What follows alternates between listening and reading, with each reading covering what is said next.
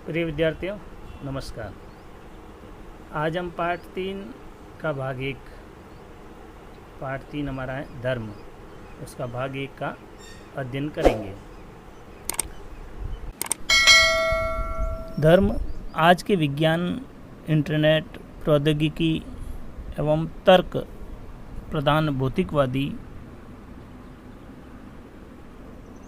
युग में धर्म की बात करना एक काल भ्रमित जैसा लगता है, लेकिन इसमें पुनरुत्थानवादी, परंपरावादी, प्रक्रियावादी ऐसे चिन्हित होने का भी खतरा महसूस होता है।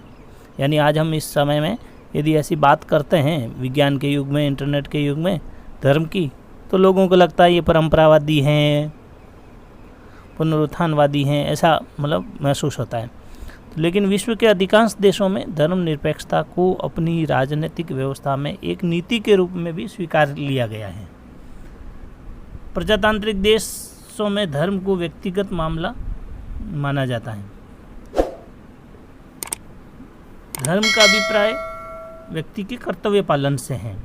व्यक्ति जो कर्तव्य पालन करता है, स्वेच्छा से जो अपने कर्तव्यों का पालन करता है, वह कर्तव्य पालन चाहे अपने परिवार से, अपने स्वयं के से, देश और समाज से संबंधित हो, जिन कर्तव्यों का वो पालन करता है, जो इनको करना होता है और वो करता है, उसी को धर्म कहते हैं। और यही एक समाज का मूल आधार के रूप में भी है। धर्म मनुष्य में पहले से व्याप्त है। ये जो धर्म है वो मनुष्य के अंदर पहले से व्याप्त होता है। ये देवत्व व आध्यात्मिकता का विस्तार भी कह सकते हैं इसको। धर्म के लक्षण के रूप में मनुस्मृति के अनुसार धैर्य, क्षमाशीलता, आत्मसंयम, पवित्रता, चोरी न करना, ये इत्यादि बातें हैं जो धर्म के लक्षण के रूप में देखी जाती हैं।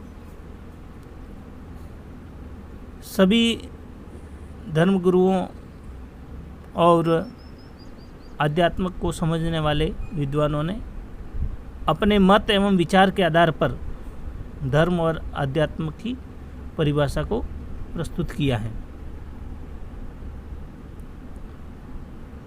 धर्म के लक्षणों में इंद्रियों पर नियंत्रण, बुद्धिमत्ता, विद्या अध्ययन करना, सत्य बोलना, क्रोध न करना, ये जो सारी 10 बातें हैं, इन 10 बातों में धर्म के लक्षण छुपे हुए हैं। अर्थात धर्म इसी पर आधारित है और इन्हीं का पालन करना धर्म कहलाता है। धर्म जो है आध्यात्मिक है, देवत्व रूप है। मैंने अभी बताया धर्म जो है वो विश्व के अधिकांश देशों में धर्म निरपेक्षता को अपनी राजनीतिक व्यवस्था में उन्होंने नीति के रूप में स्वीकार किया। नीति यानी कानून के रूप में।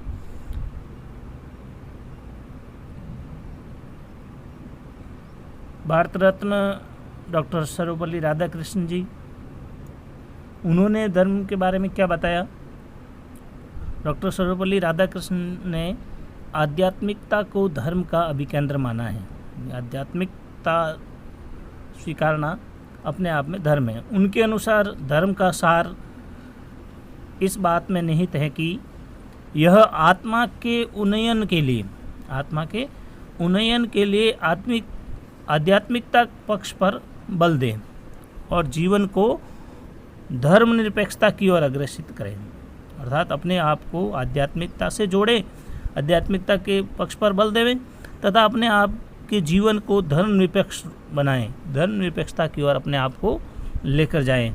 ऐसा डॉक्टर सर्वपल्ली राधाकृष्णन जी ने विचार रखे।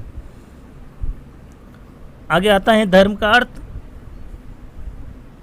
तो भारतीय संस्कृति और दर्शन में धर्म सदैव एक महत्वपूर्ण संकल्पना रही है। अर्थात भारतीय संस्कृति में, भारतीय दर्शन के अंदर धर्म को महत्वपूर्ण स्थान दिया गया है, वह अपने संकल्पना का केंद्र रहा है। पाश्चात्य जगत में भी धर्म और राजनीति में अटूट संबंध रहा है। अर्थात भारत में ही नहीं, पाश्चात्य जो देश हैं उन देशों में भी पाश्चात्य व्यवहार संस्कृति को अपनाने वाले हैं, उन सब ने भी धर्म और राजनीति में एक अटूट संबंध समझा है। जहाँ तक धर्म शब्द की परिभाषा का प्रश्न है, तो ये अलग अलग संस्कृतियों व देशों में अलग अलग अर्थ में है। जहाँ जहाँ की जैसी संस्कृति है, देश का रहन सहन है, वेशभूषा है, आचार विचार हैं, उनके आधार पर अलग अलग अर्थों में देखा जा सकता है। धर्म का सबसे पहले आगाज पूर्वी संस्कृतियों में हुआ था, अर्थात पूर्वी प्रदेशों में हुआ था। पूर्व में विकसित जो संस्कृति थी, उन संस्कृतियों में धर्म का सर्वप्रथम चिंतन मनन हुआ, यानी पूर्व की संस्कृति में हुआ। भारत में इसे कर्तव्य, अहिंसा, न्याय, सदाचरण तथा सद्गुण के अर्थ में मान्यता प्राप्त है। अर्थात भारत में धर्म का पालन जो देखा जाता है वह कर्तव्य पालन, अहिंसा, न्याय, सदाचरण, अभी जो प्रारंभ में 10 बातें बताई थी, उन आधारों पर धर्म का अर्थ माना जाता है। सामान्यतः हम धर्म को विश्वासों और प्रथाओं की ऐसी प्रणाली के रूप में भी परिभाषित कर सकते हैं जिसके माध्यम से लोगों का यह समूह यह व्याख्या करता है कि उसके लिए क्या पवित्र हैं और अलौकिक हैं। भारतीय संस्कृति और दर्शन में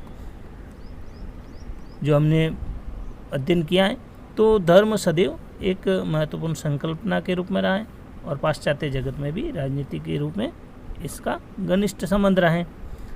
धर्म भारतीय राजनीतिक चिंतन का केंद्र का आधारभूत तत्व रहा है।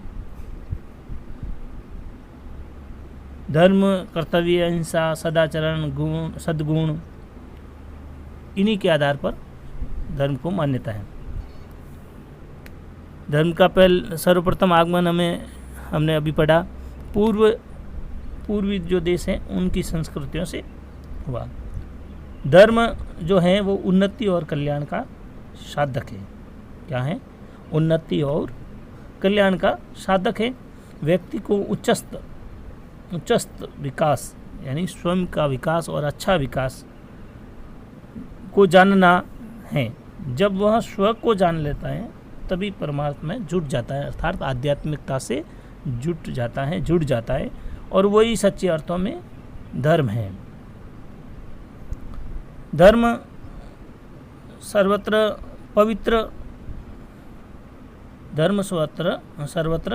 पवित्र माना गया, किंतु जो धार्मिक पवित्रता है वो सापेक्षवादी है।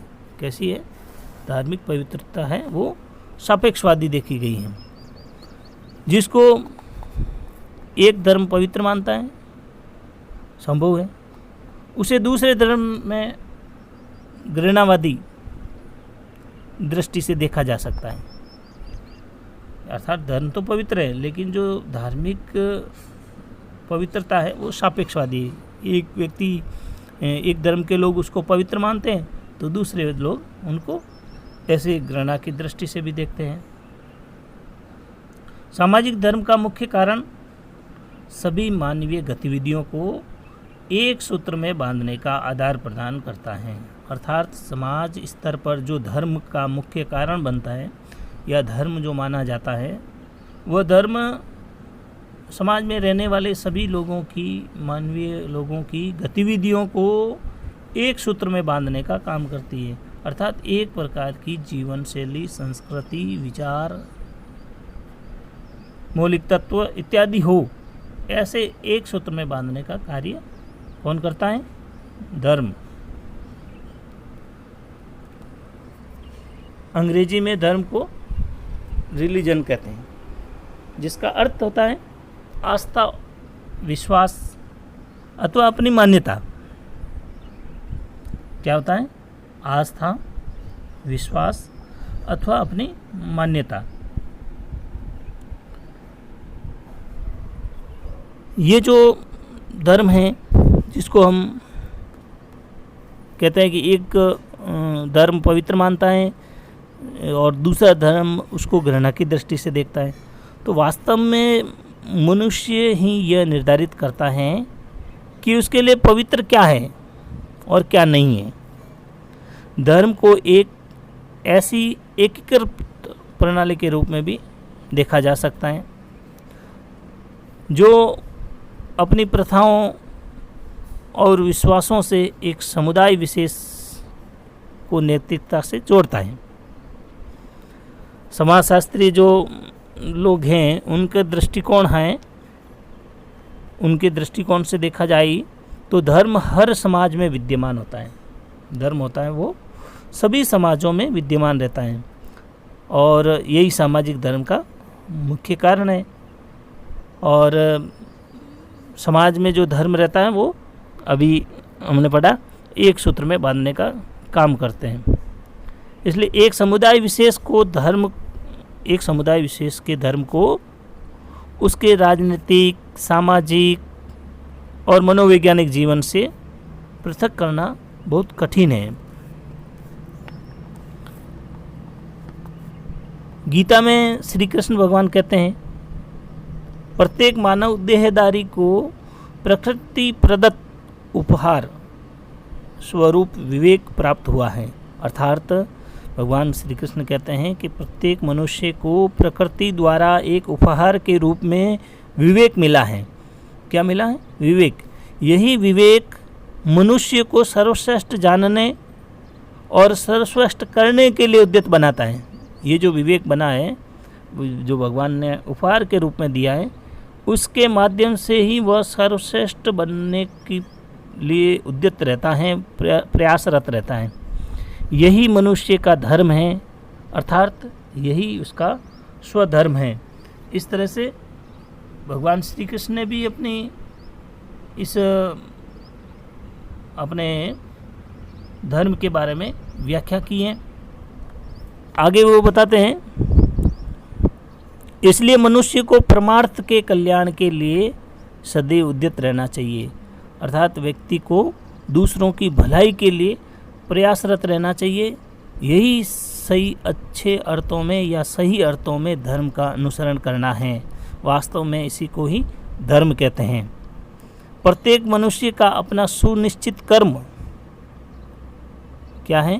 प्रत्येक मनुष्य का अपना सुनिश्चित कर्म अथवा कर्तव्य जो है वो निर्धारित हो, जिसे उसने कर्म के आधार पर पाया है या किया है, वही उसका धर्म होता है और उसी का अच्छी श्रेष्ठता के साथ उसका पालन करे। यही सच्चे अर्थों में धर्म है। इसलिए श्रेष्ठ सामाजिक संरचना के लिए समाज के सभी वर्गों को व सभी व्यक्तियों को अपना अपना कर्म अर्थात अपने अपने कर्तव्यों का पालन निष्ठापूर्वक पालन करना ही धर्म के अनुसार आचरण करना है। इसी को ही धर्म कहते हैं। इसी के साथ आज का ये अध्याय हमारा भाग 1 धर्म के बारे में अध्ययन यही समाप्त करते हैं। धन्यवाद।